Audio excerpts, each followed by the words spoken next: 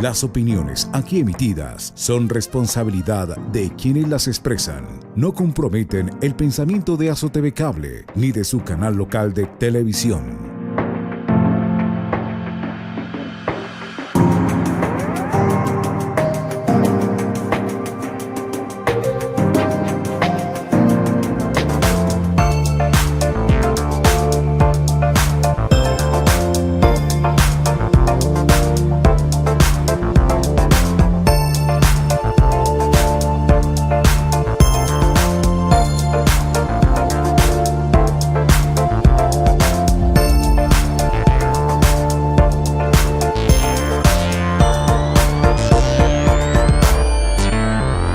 Cordial saludo amigos de Satel, Samaniego Televisión, sean todos ustedes bienvenidos a su programa Ecos de Reflexión. El día de hoy vamos a hablar sobre la familia. Tenemos un tema muy importante, un tema muy especial. Muchas veces nos preguntamos de qué manera podemos construir a nuestra familia. Y para eso hemos invitado a alguien muy especial. Ella trabaja en la alcaldía de Santiago de Cali, trabaja en un proyecto muy bonito que es Mi Casa Territorio de Paz, la casa de mis sueños. Y para eso hemos invitado a la especialista en salud familiar y formación en salud mental, la señora Emma Cecilia García. A ella le queremos dar la bienvenida al programa Ecos de Reflexión y gracias una vez más por acompañar y aceptar esta invitación. Verdad, una alegría para mí poder estar aquí en este lugar, en este espacio. Bueno, ahorita nos ha tocado en la nueva normalidad, pues los espacios son virtuales, pero qué bueno que podamos compartir con muchas personas un tema tan trascendente y tan importante desde este programa Ecos de Reflexión, la construcción de la familia, una construcción diaria.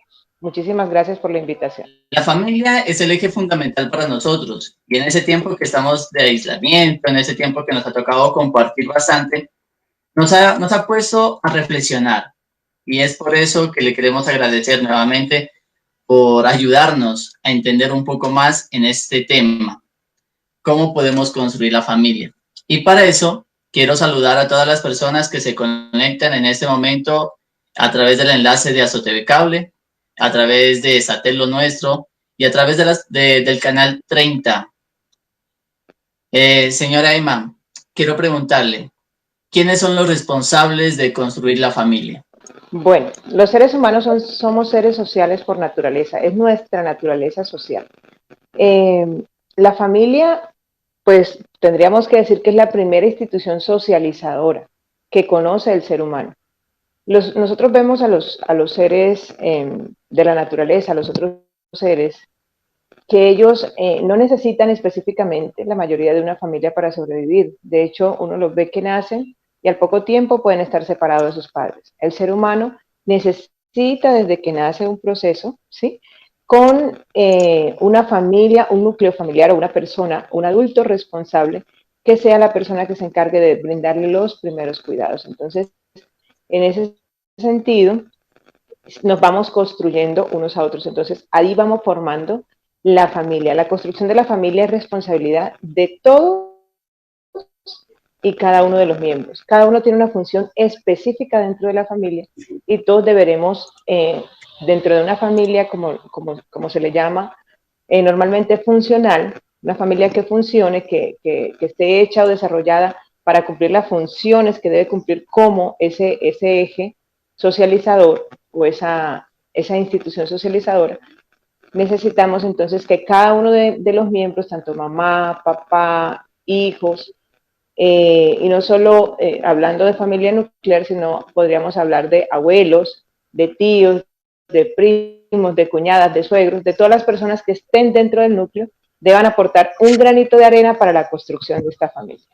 Referente a lo que usted estaba mencionando, todos queremos tener una familia bien, una familia que sea funcional, pero ¿cuáles serían esos pilares para que nosotros construyamos esa familia funcional? No todas las familias son iguales. Hay una eh, anécdota que me gusta mucho contar cuando hablo de temas de familia, y es de un joven que dictaba clases para padres de familia. Y las clases se llamaban 10 mandamientos para padres de familia. En ese momento asistían muchos padres inseguros de la crianza que le daban a sus hijos y de cómo formar esa familia, para que él les diera esas herramientas y esas bases que siempre estamos como en esa búsqueda nosotros los seres humanos. Porque sí, todos, como tú decías, queremos tener una muy buena familia, una familia funcional. Entonces resulta que la clase de ese joven se llamaba 10 mandamientos para padres de familia. En ese momento el joven no se había casado ni tenía hijos. Al poco tiempo se casó y fue bendecido con su primer hijo. Dejó de dar la clase un tiempo y cuando volvió, la clase se llamaba 5 sugerencias para padres de familia. Le había cambiado el nombre, ya no eran 10 mandamientos, ahora eran 5 sugerencias. Dice que fue bendecido con un segundo hijo y dejó de dar la clase un tiempo y cuando volvió le había cambiado nuevamente el nombre a la clase. Ahora se llamaba 3 pistas claves para padres de familia. Dice que cuando nació el tercer hijo dejó de dar la clase. Entonces, ¿qué quiere decir esto? Que nosotros muchas veces hablamos y queremos imponer de alguna manera normas o decálogos, ¿sí? Para, rígidas para el establecimiento de una familia. Y tenemos que entender que las familias todas son diversas, son distintas y que no existe una familia igual a la otra desde su formación, desde su composición. Nosotros vemos, por ejemplo, familias nucleares, ¿sí? Donde está el papá, la mamá y los hijos.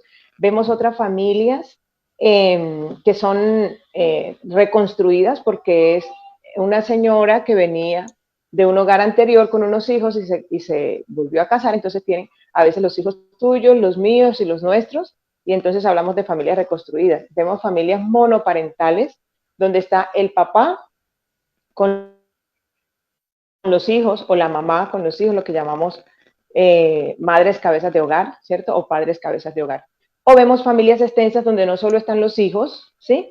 La pareja con los hijos, sino que también viven con los padres y con algunos otros familiares. Entonces, desde ese punto de vista, la familia es diversa. También encontramos que como cada uno de los miembros viene, por ejemplo, cuando empieza a construirse una familia, y estamos hablando entonces de la unión de un hombre y una mujer, muchas veces de Sí. culturas diferentes, de regiones distintas, de edades distintas, de familias de núcleo distintas.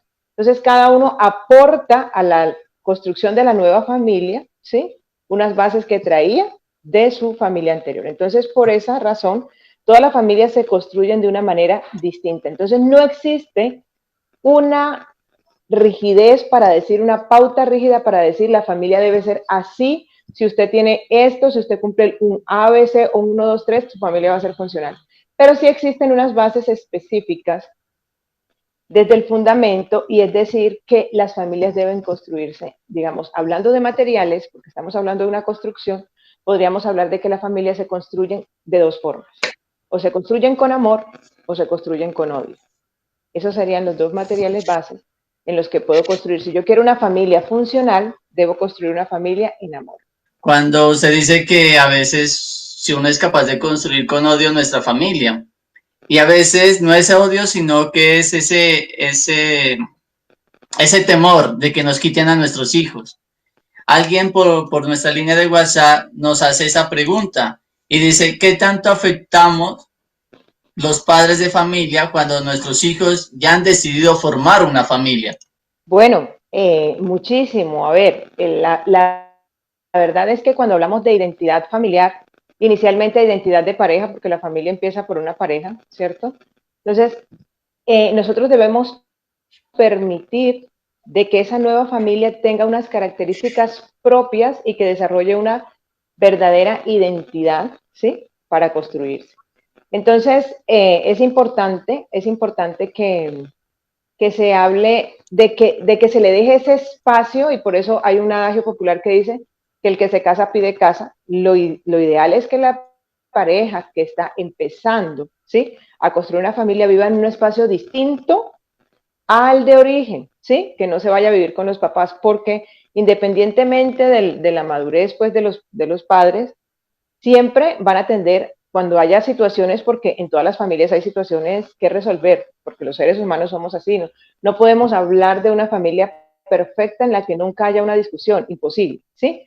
Eso no quiere decir que la familia sea disfuncional porque la familia tenga conflictos. Lo importante es que aprendamos a resolver sanamente esos conflictos, adecuadamente esos conflictos, ¿sí? A través del diálogo y de los otros elementos que vamos construyendo. Pero es importante entender esto, ¿sí? Que esa familia que se está formando es una familia nueva. Por lo tanto, debe dejar a un lado, ¿sí? Cada uno, digamos, esa rigidez de lo que aprendía ya y empezar a construir una nueva familia con una nueva identidad, ¿sí? Que debe ser un poco mezclada de los dos para poder ponerse de acuerdo, porque yo no puedo llegar a imponer, es que en mi casa se hacía así, ¿sí? Y esa es una de las diferentes, digamos, de los problemas más frecuentes que uno encuentra en las parejas, en las familias, en esa primera etapa de formación. Que el uno quiera imponer lo que trae de su casa, ¿sí? Y empezar a construir una familia igual a la que traía, sin entender que esta familia tiene una identidad propia. Que muchas personas malinterpretan. Familia es nuestro entorno, hoguera es nuestro núcleo familiar y todos queremos tener es una hoguera, esposa, hijos, y debemos trabajar es para que esa hoguera crezca y arda esa llama del amor, de la comunicación. ¿Qué mensaje usted podría darles a esas personas que apenas están construyendo esa familia? Precisamente de esa hoguera de la que hablas es totalmente importante porque podemos tener una casa, ¿cierto? Pero no un hogar, ¿sí? Un hogar es diferente. Y de hecho, por ejemplo, permíteme decirte esto, ahorita con la etapa del confinamiento, y yo creo que el coronavirus, una de las grandes lecciones que nos trajo fue esa, ¿cierto?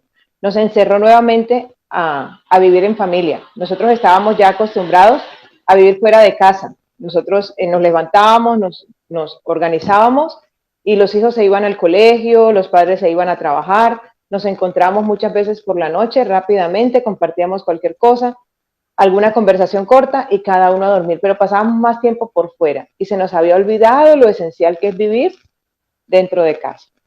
Y ahorita la pandemia nos encerró nuevamente a mirarnos a los ojos, a mirarnos a nuestra familia, a mirar a nuestra pareja, a mirar a nuestros hijos, a mirar a nuestros padres, ¿sí? Y a volver a convivir, ¿sí? A volver a aprender esa convivencia que ya nosotros habíamos de alguna manera olvidado, ¿sí? Por la cotidianidad. Entonces es importante eso que podamos nuevamente mirarnos a los ojos, ¿sí? Y podamos nuevamente reencontrarnos como familia, como esa esencia, ¿sí? Que habíamos de alguna manera perdido por la cotidianidad. Y mira que las crisis siempre son un peligro o una oportunidad, ¿cierto? La misma palabra crisis, el vocablo que se usa para hablar de crisis en chino es el weiji, y weiji significa peligro o oportunidad. Entonces, la cuarentena nos dio la oportunidad de reencontrarnos, de otra vez reinventarnos y de poder armonizar nuevamente como familia. Pero resulta que hay un peligro allí, y es que en esas relaciones, ¿sí? Que muchas estaban ya deterioradas, que habían situaciones y roces allí, algunas familias no lo usaron como una oportunidad, sino que se dio que el peligro y cayeron en lo que hablamos de violencia intrafamiliar. Y entonces estamos encontrando un aumento bastante considerable en los índices de violencia al interior de las casas. Y la violencia, como históricamente ha sucedido, siempre ha sido un ejercicio del poder, siempre se violenta al que uno considera más débil o vulnerable. En este caso, entonces, históricamente las que han sido más violentadas son las mujeres, y los que han sido más violentadas las mujeres y los niños y las niñas. Entonces, en ese sentido hemos encontrado un aumento bastante complejo, triste, porque de hecho termina con feminicidio en muchos casos, que hemos visto cómo se han aumentado en estos días de confinamiento. Entonces, tenemos el peligro de caer en violencia intrafamiliar, pero tenemos la oportunidad de reencontrarnos como familia y fortalecer esos vínculos. seguramente es por la falta económica que se están presentando. Muchas personas ya dejaron de trabajar.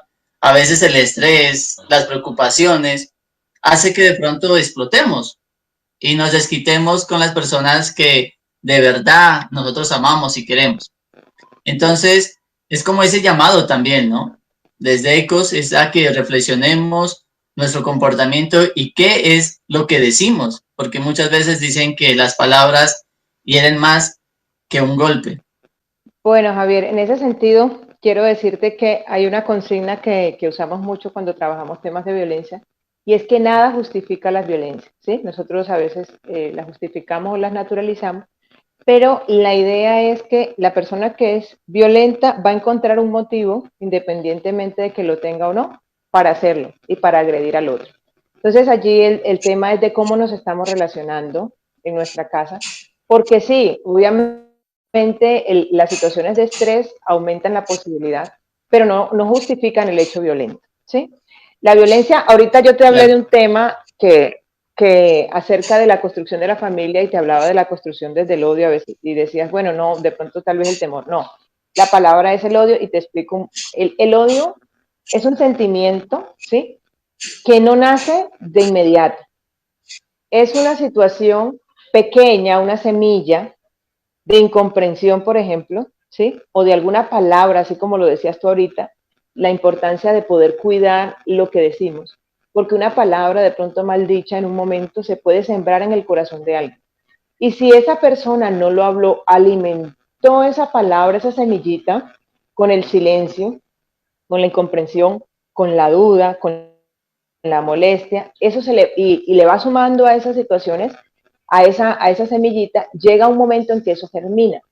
El odio no tiene la forma de germinar a través de la palabra, o sea, cuando hay odio nunca hay diálogo, simplemente hay un hecho violento, ¿sí? Hay un grito, la primera manifestación puede ser un grito, y de ahí en adelante una escalada, porque siempre los actos violentos van en escalada, siempre van en aumento, y puede terminar incluso con la muerte.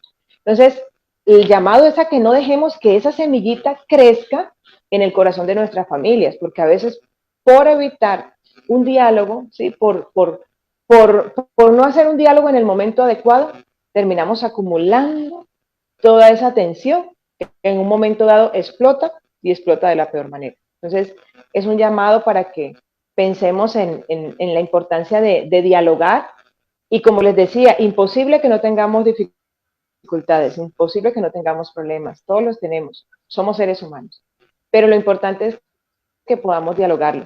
Y allí te voy o les voy a regalar a todos una reflexión acerca de cuál es la diferencia entre dialogar y discutir. Cuando se discute, porque a veces decimos, no, es que yo dialogué y eso fue peor porque empezamos a gritar, él no aceptó, yo no acepté y entonces nos fuimos, fue peor, el diálogo fue peor. No fue un diálogo, fue una discusión. Y la diferencia entre el diálogo, entre dialogar y discutir es que la discusión, ¿sí? Se basa en las razones. Yo tengo una razón y la quiero exponer e imponer al otro, ¿sí? Entonces, yo quiero que me dé la razón. Eso es cuando discuto. Es que yo digo que es así y a mí me parece que de esta forma. Eso es una discusión. Pero cuando hablamos de diálogo, no hablamos, no imponemos razones, simplemente el eje central es la relación que tengo con el otro, ¿sí? Es conservar esa relación. Bueno, entonces yo escucho al otro, ¿sí? Escucho, porque a veces ni siquiera escuchamos. El otro está hablando y nosotros estamos pensando en qué le vamos a responder, ¿sí? O estamos diciendo eso no es Sí. así, no es así, entonces termino y yo vengo y le suelto otro y el otro tampoco me está escuchando a mí, sino que está pensando en cómo me va a responder. Entonces, eso no es un diálogo, eso es una discusión. Entonces, lo importante es cuando yo me centro en esa relación que tengo con el otro, en mantenerla, ¿sí? Y en poder dialogar y decir, bueno, mira, está bien, o sea, la razón. A mí me pasó les cuento esta anécdota para cerrar esta pregunta. Una persona que vino a terapia conmigo, en un momento dado me decía, había perdido su hogar y me hablaba de que había sido una persona con, digamos, una situación económica muy buena, tenía propiedades, tenía, bueno, y me hablaba de lo hermosa que era su casa. Me hablaba de las pinturas que tenía en su casa, de los muebles, bueno, una casa muy bonita.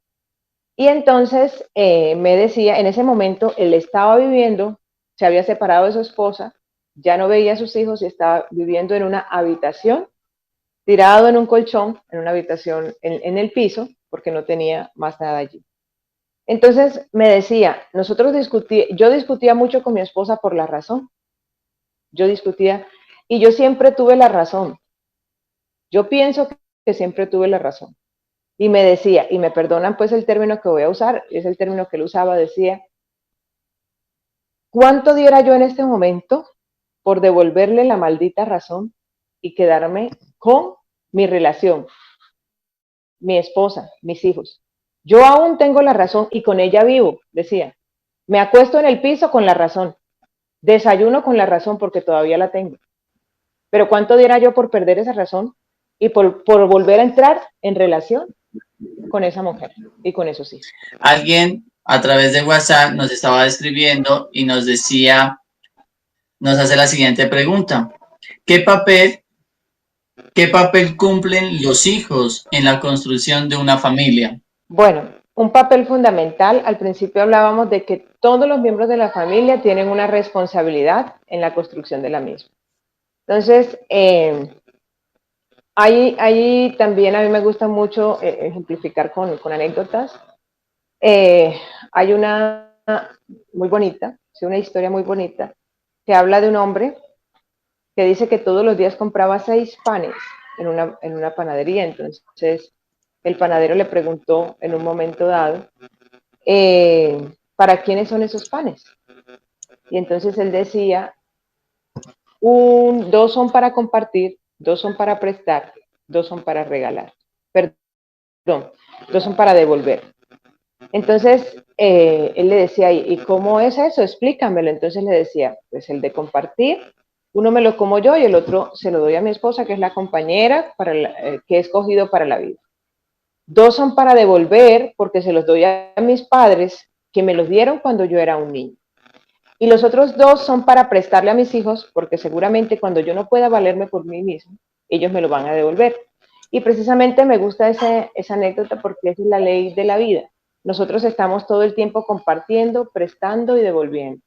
Entonces es importante que los padres demos una educación adecuada a los hijos para que esos hijos nos ayuden a nosotros a construir esta familia y que en un momento dado ellos tomen las riendas de esta familia para organizar esta construcción. Ahora, ¿qué pasa? Muchos padres han puesto a sus hijos en situaciones complejas, pero como decíamos ahorita, uno toma la decisión de poder construir, ¿sí? Positiva o negativamente, sobre el amor o sobre el odio. Y yo, independientemente de lo que haya recibido, yo puedo dar otra cosa. Entonces, es importante, por ejemplo, pues los lectores de la Biblia saben, por ejemplo, el caso, y todos, es un caso pues que digamos, todos de alguna manera hemos estado relacionados con la historia de José, ¿cierto? Y en la Biblia vemos a José reconstruyendo una familia que ya estaba perdida. Entonces, un hijo puede llegar a hacer eso, a reconstruir de alguna manera una familia, a pensar distinto, a reorganizar. Si ese hijo de pronto tiene la posibilidad de ser más entendido, más ilustre, poder reconocer, y estamos hablando de poder tener esa inteligencia emocional que no tuvieron sus padres, ¿sí? Y de poder entender que hubo una falla allí y que viene de generación en generación, pero decir yo la puedo cortar y esto puede ser diferente y podemos empezar a relacionarnos. Ese hijo puede empezar a construir familia. A veces, perdón, a veces no solo es construir, sino que a veces nos toca reconstruir, porque hay familias que se han agrietado, que se han dañado, que se han derrumbado. Pero es importante siempre poder reconstruir. Gabriel García Márquez decía que el hombre no nace una vez y para siempre el día que los padres le dan a luz, o la madre, perdón, le da a luz, sino que la vida lo obliga a reparirse una y otra vez. Entonces siempre hay la posibilidad de volver a resurgir, ¿sí? De volver a reencontrarse, de volver a renacer. Entonces, las familias también pueden renacer, se pueden reconstruir a partir pues de lo que estaba. Entonces, es importante que tengamos claro esto. Podemos decir que a pesar de los problemas, dificultades que se nos presentan, ¿podemos considerarnos como una familia feliz? Sí, bueno, esa palabra de la felicidad, a veces, digamos que los medios de la comunicación nos los venden como una idea falsa, ¿no? Como la felicidad es poder tener una sonrisa 24 horas, la pareja que nunca pelea, los hijos perfectos. Y nosotros sabemos que ese ideal, ¿sí? De felicidad no existe, que la felicidad son esas pequeñas cosas, es poder vivir esa vida, ¿sí? Y poder ir resolviendo cada una de esas pequeñas cosas adecuadamente.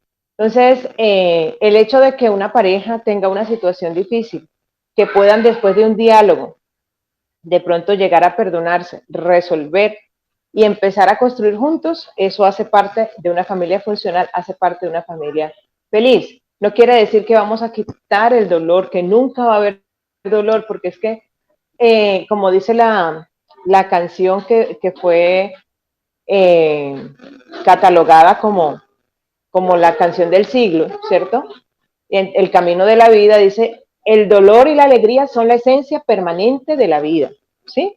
Todo el tiempo estamos nosotros como seres humanos, ¿sí? En nuestras relaciones, teniendo esos momentos de alegría, pero también de dolor, ¿sí? Porque hacen parte de la vida misma.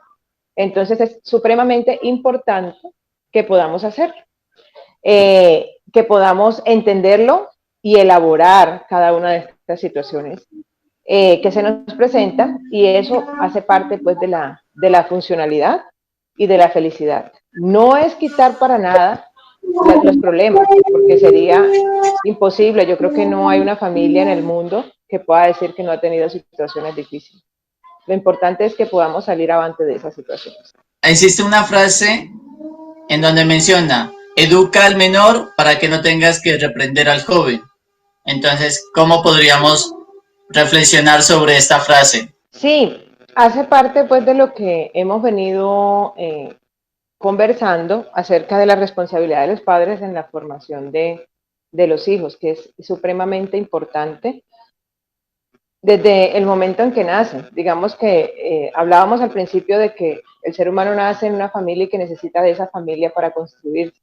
Entonces, digamos que cada una de las personas que están alrededor de ese recién nacido van dejando una huella en él, ¿sí?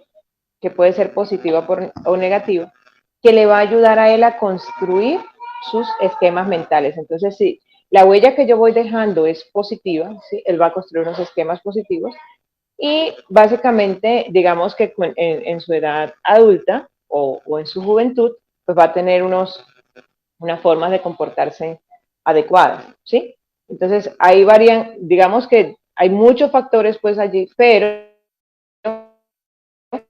sí, la crianza y la familia como tal, como primera institución, no como única, porque el ser humano socializa en muchos espacios, en muchas instituciones, pero la familia como primera juega un papel fundamental porque, digamos, es la primera eh, posibilidad que tiene el ser humano de interactuar. Ahora, ese ser humano que nace, ese niño, digamos que se construye en ese medio, pero que también nos construye a nosotros, porque los seres humanos construimos una red de significaciones así, en la interacción con el otro. Entonces nosotros como padres nunca somos igual, no somos iguales eh, que cuando estábamos solteros. En el momento en que un hijo nace, un hijo viene con una enseñanza, ¿cierto?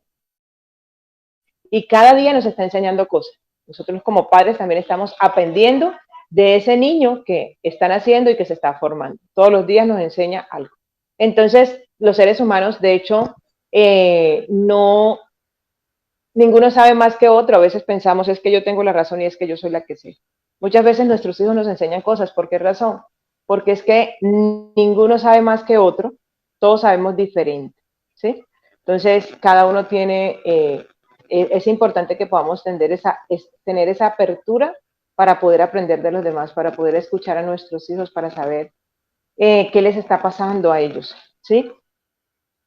Para entender, alguien en estos días me hablaba acerca de la crianza de los hijos y me decía, bueno, pero el problema es que los hijos y de hecho las parejas, los esposos, no son como un aparato, me decía, que trae un manual de funciones, uno lo lee y ya sabe entonces cómo funcionaría. Entonces hablando con esa persona, le decía, pues que yo no estaba muy de acuerdo con el comentario, porque a mí me parece que sí, que cada ser humano tiene un manual de funciones. Lo que pasa es que está muy adentro. A veces nosotros cuando buscamos, nosotros somos muy dados a armar las cosas. Cuando compramos un electrodoméstico lo armamos sin mirar el manual. Así somos los colombianos, ¿cierto? Lo armamos y luego cuando nos terminan faltando piezas o sobrando, es que nos decimos, ay, ¿esto dónde iba? Y entonces ahí es que voy a buscar.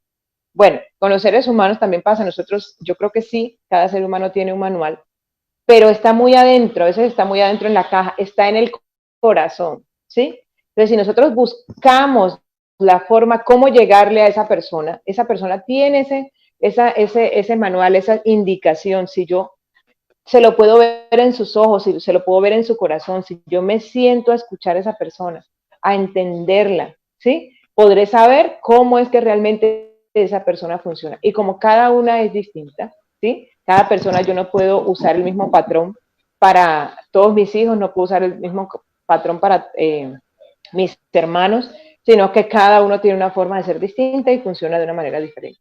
Entonces es importante entenderlo para poder dar como esa indicación precisa en ese momento adecuado. Alguien nos está preguntando y nos dice que los hogares, todas las casas y las familias tienen que tener unas reglas. Pero esas reglas, ¿qué tan necesarios son al serlas tan estrictas como eran antes? ¿O hay que hacer reglas flexibles y de pronto correr el riesgo que tener hijos que al final no nos van a obedecer o se nos van a salir de las manos? Bueno, con respecto a los límites en el hogar, siempre deben haberlos, ¿sí? En todas las relaciones deben haber unos límites. Lo que pasa es que esos límites no deben ser límites per se, o sea, yo voy a construir este límite porque tengo que tener una regla, o yo voy a poner esta regla porque así me la colocaron a mí. Esas reglas deben estar construidas de acuerdo a las necesidades puntuales, ¿sí? De educación y de esa familia específicamente. Entonces, ¿por qué voy a poner? Yo cuando voy a poner una regla debo saber por qué la voy a poner, para qué, ¿sí? Y si esa regla es viable o no.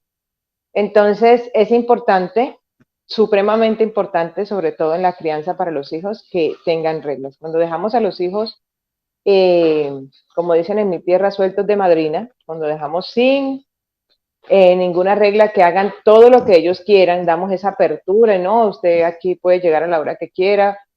Digamos que de alguna manera nos los estamos tirando porque no les estamos enseñando valores, no les estamos enseñando responsabilidades, no les estamos dando a ellos esa posibilidad de que maduren y de que respeten y de que se responsabilicen, ¿sí? De sus actos. Es importante entender además que cuando yo coloco una regla, esa regla también debe tener cuando hay incumplimiento, debe tener de alguna manera, una consecuencia. Es importante, porque a veces ponemos las reglas, igual los hijos las infringen y nosotros no hacemos nada.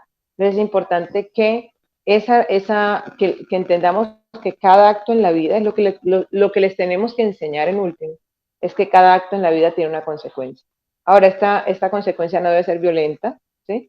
No deben ser golpes, no deben ser gritos, pero sí debe haber, ¿sí? Una consecuencia en algo de que esa persona, tal vez ese niño o ese joven quería y que no va a obtener por el hecho de haber infringido esa regla. Y cada una, pues obviamente debe estar relacionada con las necesidades de la familia. Entonces, deben ser en algún momento de la vida, si hay que flexibilizarlas, pues digamos que hay una situación y es que con la rigidez y la flexibilidad. Cuando yo tengo algo que es muy rígido, y yo ejerzo una fuerza muy grande sobre eso, por ejemplo, yo tengo un lápiz y empiezo a doblarlo, si el lápiz es muy rígido, en el momento en que yo ejerzo una fuerza muy grande, se parte, ¿sí? Y se daña. Cuando yo tengo algo que es flexible, yo puedo ofrecer una fuerza sobre eso, pero cuando yo dejo de ejercer esa fuerza, tiene la posibilidad de volver a su sitio, ¿cierto? Entonces no se parte lo que es flexible. Pero eso dependiendo, como les digo, de cuál sea la regla. Hay reglas que definitivamente, o sea, son inquebrantables, ¿sí? Como el respeto, por ejemplo, a los padres, ¿sí? O sea, ahí yo no puedo mediar ni que no, pues apenas fue un grito, apenas no, usted respeta, ¿sí? Usted respeta. Entonces, los padres lo que hacemos es amar a nuestros hijos, nuestros hijos nos deben respetar. Siguiendo con el tema, hay una persona que se está comunicando con nosotros y nos envía el siguiente mensaje. Él es Francisco Zuluaga. Dice, Dios la bendiga, es un saludo. Y luego hace un comentario y es el siguiente. En una relación familiar, la verdad se podría tomar como un hecho de importancia que podría formar parte de la construcción diaria dentro del hogar, pero podrían verdades que duran por su grado de sinceridad, podrían formar parte de la frase conocida, ojos que no ven, corazón que no siente, trayendo consecuencia entre padres e hijos, relación matrimonial, qué hacer al respecto para manejar este tipo de situaciones. Bueno, cuando hablamos en terapia hablamos de que no existe una única verdad, sino de diferentes versiones desde distintos puntos de vista, ¿sí? Cada uno, digamos, cuando hay una situación compleja dentro de la casa, cada uno la cuenta desde su punto de vista, desde su afectación. Entonces, hablamos en terapia de hacer una verdad o de construir una verdad terapéutica que les sirva a todos. Allí yo entiendo en la pregunta que hay situaciones, por ejemplo,